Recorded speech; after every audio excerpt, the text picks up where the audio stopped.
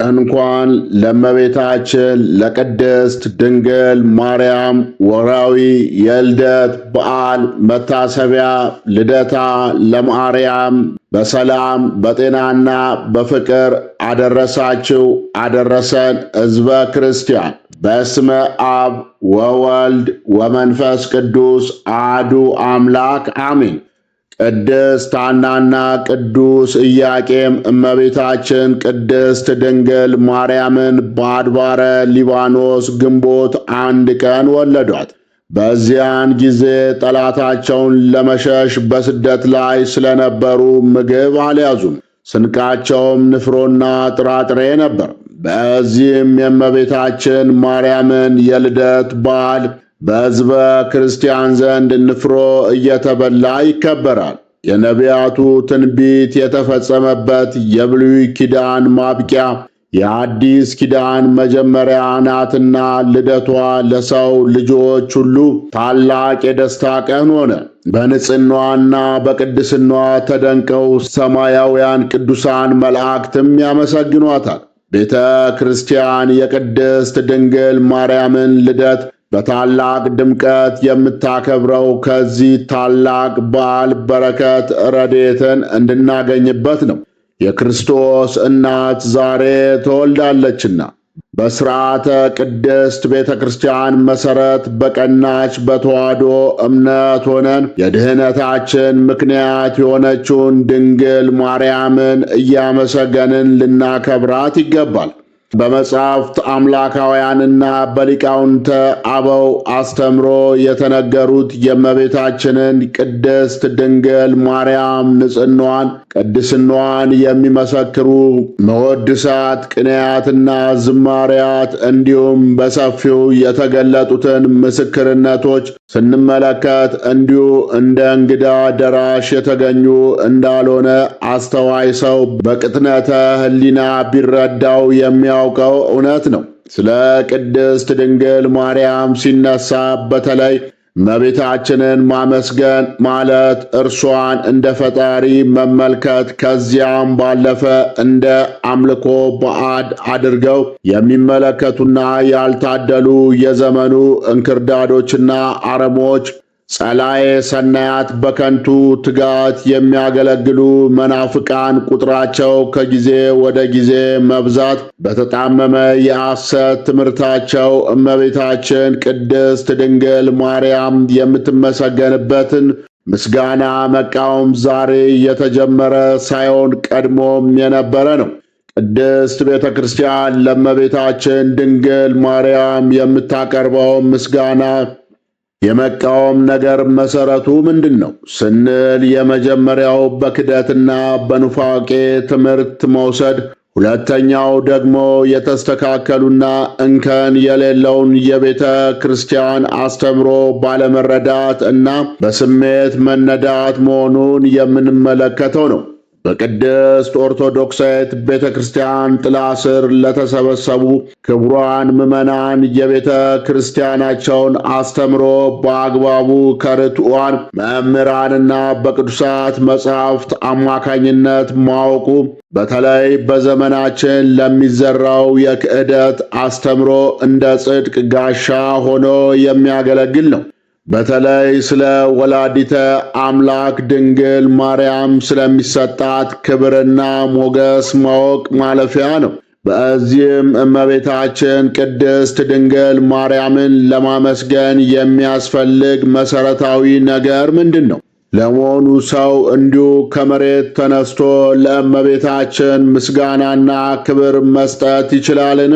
እመቤታችንን አለማመስገን እና አለማክበርስ ውጤቱ ምንድን ነው?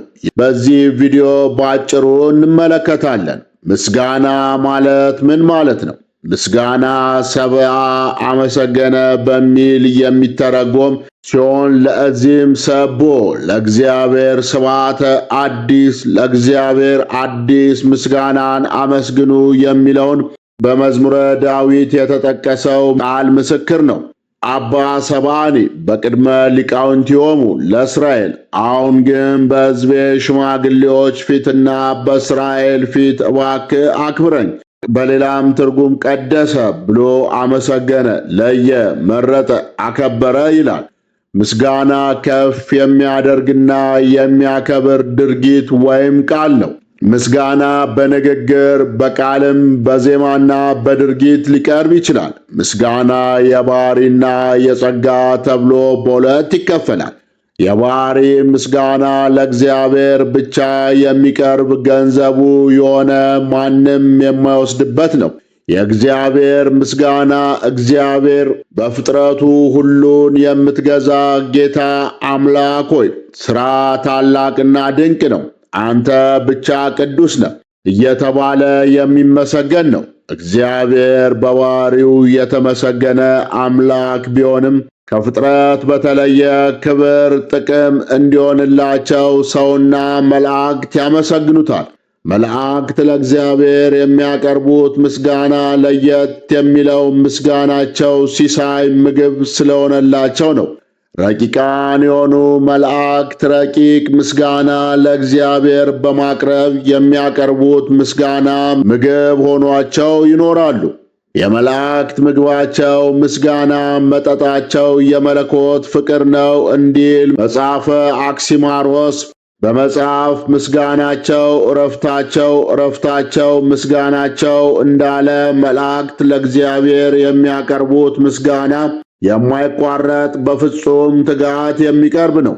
የቅዱሳን መላእክት ምስጋና ለየት የሚያደርገው ዓለም ከተፈጠረ ጀምሮ እስከ ዛሬ ድረስ እያመሰገኑት፣ ነገር ግን የአንድ ሰዓት ግማሹን ያህል እንኳን ያመሰገኑት አይመስላቸውም።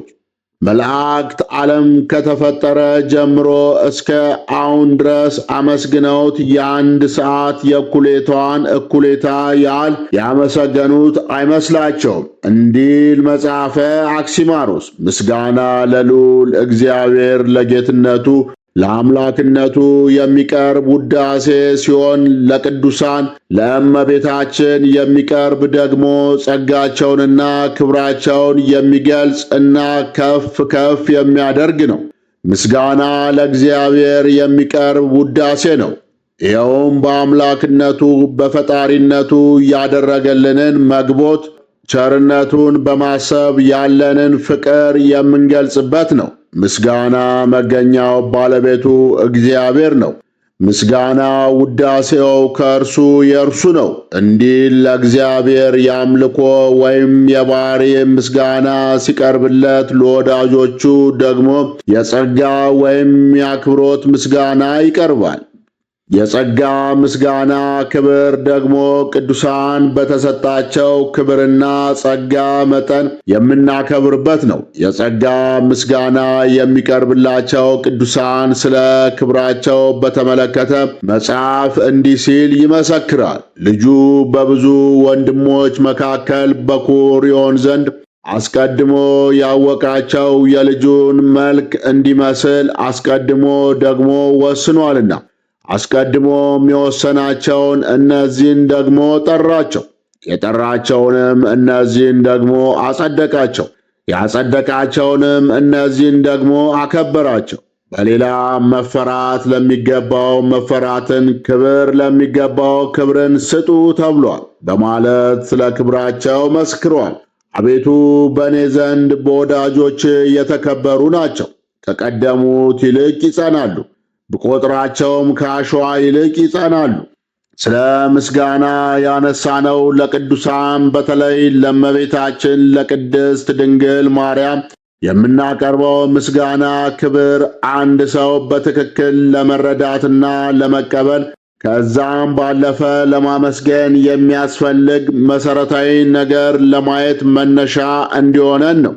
እመቤታችንን ለማመስገን የሚያስፈልግ መሰረታዊ ነገር ምንድን ነው ለሚለው ጥያቄ መልሱ ባጭሩ አንድ ሰው ለእመቤታችን ለቅድስት ድንግል ማርያም የሚቀርብ ምስጋናና ክብር ለማቀበል የሚችልበትን መንገድ ለማየት እንዲመች በቅደም ተከተል ሁለት ጉዳዮችን እንመለከታለን። አንደኛው መጽሐፍ ቅዱሳዊ ዕውቀት፣ የተነገረውን ቅዱስ አምላካዊ ቃልን በተነገረበት መንገድ ሳይጨምሩና ሳይቀንሱ እንዲሁም የግል ሐሳብ ሳያክሉ ማንበብ፣ ማጥናትና መማር ከአንድ ትክክለኛ ክርስቲያን የሚጠበቅ ተግባር ነው። ከዛም ባለፈ መጽሐፍ ቅዱሳዊ የአበው ትርጓሜ መመልከትም ለሚታወክ ልብ ፍቱን መድኃኒት ነው። ያልተከለሰና ያልተበረዘ አምላካዊ ቃል ለማግኘት ደግሞ በቅድስት ቤተ ክርስቲያን ጥላ ስር መጠለል የግድ ነው። ምክንያቱም ይህንን ሀብት የጠበቀችውና ያላት ቤተ ክርስቲያን ብቻ በመሆኗ ነው። ትክክለኛ የተቃና መጽሐፍ ቅዱሳዊ ዕውቀት ያለው ሰው ለቅዱሳን የሚቀርብ ምስጋና፣ ውዳሴ፣ ስግደት ለእግዚአብሔር ከሚቀርብበት መንገድ ጋር እያገናኙና እያጣረሱ ግራ መጋባትን ያቆማል። በእርግጥ ከመሠረታዊና መጽሐፍ ቅዱሳዊ የአበው አስተምሮ ጋር ያልተገናኙ ሰዎች ምዕመናንን ወደ ማደናገር ይገባሉ። በተለይም በዚህ በእኛ ዘመን የሚያደናግሩ የነፍስ ሌቦች ሞልተዋልና መጠንቀቅ ተገቢ ነው። የበግ ልምድ ለብሰው ከሚመጡባችሁ በውስጣቸው ግን ነጣቂዎች ተኩላዎች ከሆኑ ከሐሰተኞች ነቢያት ተጠንቀቁ እንዲል በእርግጥ መደናገሩ የፈጠራቸው ሌሎች ነገሮች እንዳሉ ሆነው መጽሐፍ ቅዱሳዊ ሐዋርያዊ ትውፊትና የአበው አስተምሮ በአግባቡ ካለማወቅ የሚመነጭ ነው። ይህንን ያልነው በየዋህነት ለሚነሱት ነው እንጂ አውቆ አበዶችን ወይም ታድሶ መናፍቃንን አያጠቃልልም። ምክንያቱም እነዚህ ወደውና ፈቅደው በኑፋቄ ማበዳቸው ስለሚታወቅ ነው። ይህንን እብደት ደግሞ ቅዱስ ጳውሎስ የሥጋ ሥራ ይለዋል። የሥጋ ሥራም ውጤቱ ምን እንደሆነ እንደሚከተለው ቅዱስ ጳውሎስ ወደ ገላትያ ሰዎች ምዕራፍ 5 ቁጥር 21 ላይ እንዲህ ሲል ገልጾታል። ሥጋ በመንፈስ ላይ መንፈስም በሥጋ ላይ ይመኛልና እርስ በርሳቸው ይቀዋወማሉ። ስለዚህም የምትወዱትን ልታደርጉ አትችሉም። በመንፈስ ብትመሩ ግን ከሕግ በታች አይደላችሁም። የሥጋ ሥራም የተገለጠ ነው። እርሱም ዝሙት፣ ርኩሰት፣ መዳራት፣ ጣዖትን ማምለክ፣ ምዋርት፣ ጥል፣ ክርክር፣ ቅናት፣ ቁጣ፣ አድመኛነት፣ መለያየት፣ መናፍቅነት፣ ምቀኝነት፣ መግደል፣ ስካር፣ ዘፋኝነት ይህንም የሚመስል ነው። አስቀድሜም እንዳሉ እንደዚህ ያሉትን የሚያደርጉ የእግዚአብሔርን መንግሥት አይወርሱም። ጌታችን መድኃኒታችን ኢየሱስ ክርስቶስ በወንጌለ መንግሥቱ መጻሕፍትና የእግዚአብሔርን ኃይል አታውቁምና ትስታላችሁ በማለት እንዳስተማረው ቅዱሳት መጻሕፍትን በአግባቡ አለማወቅ ለስህተት የሚዳርግ ነው። ስለ እመቤታችን እና ቅዱሳን የተሰጣቸውን ክብር ለማወቅ ሁነኛ መድኃኒት ቅዱሳት መጻሕፍትን ማወቅ ነው። ለምሳሌ የተቃና መጽሐፍ ቅዱሳዊ ዕውቀት የሌለው ሰው የቅዱሳን አማላጅነትና የክርስቶስ ቤዛነት በማምለክ እና በማክበር መመሳሰል ያለው ተዛማጅነትና ልዩነት ይምታታበታል።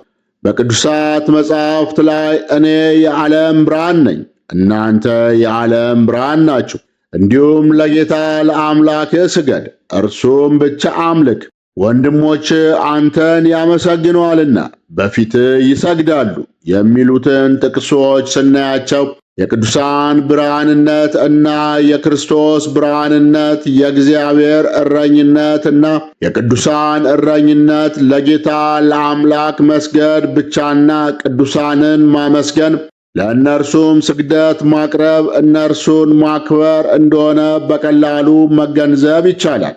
ስለ ማምለክና ማክበር የተነገሩበትን መንገድ ካልተገነዘብን ለብዙ ክህደት መዳረጉ አይቀሬ ነው።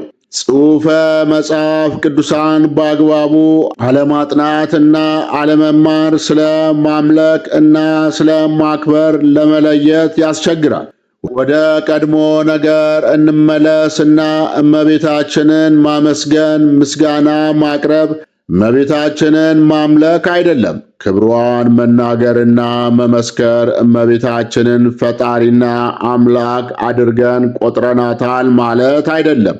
ልዑል እግዚአብሔር ለአብርሃም የሚባርክን እባርካለሁ፣ የምድር ነገዶች ሁሉ ካንተ የተነሳ ይባረካሉ ያለውን ስናይ የሚባርክን እንጂ የሚያመልክን አላለም። ምክንያቱም መባረክ ማመስገን ማክበር ነውና። ወንድሞች አንተን ያመሰግኑሃል በፊቱም ይሰግድልሃል ተብሎ እንደተጻፈ አንድ ሰው በቅን ልቦና ቢመለከት እመቤታችን ቅድስት ድንግል ማርያም ወላዲተ አምላክ አብርሃምና ይሁዳ ሲመሰገኑ ስለ እነርሱ ምስጋና ሲነገር በማየት እመቤታችንን እንዴት ከይሁዳና ከአብርሃም አሳንሶ ይመለከታል? ታዲያ እመቤታችንን ቅድስት ድንግል ማርያምን ማመስገን ወንጀል ነው ወይ? ወይስ ከአብርሃም እያሳነሷት ነው? እግዚአብሔር እንዲህ አይነቱን ከንቱ ሐሳብ ያርቅልን። የእመቤታችን የቅድስት ድንግል ማርያም ፍቅሯ በልቦናችን፣ ጣዕሟ በአንደበታችን ይደርብን።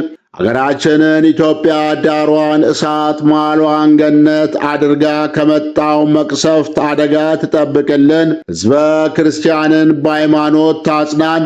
አነሳስቶ ላስጀመረን አስጀምሮ ላስፈጸመን ለልዑል እግዚአብሔር ክብር ምስጋና ይሁን። ወስብሐት ለእግዚአብሔር ወለ ወላዲቱ ድንግል ወለ መስቀሉ ክቡር። ይቆየን።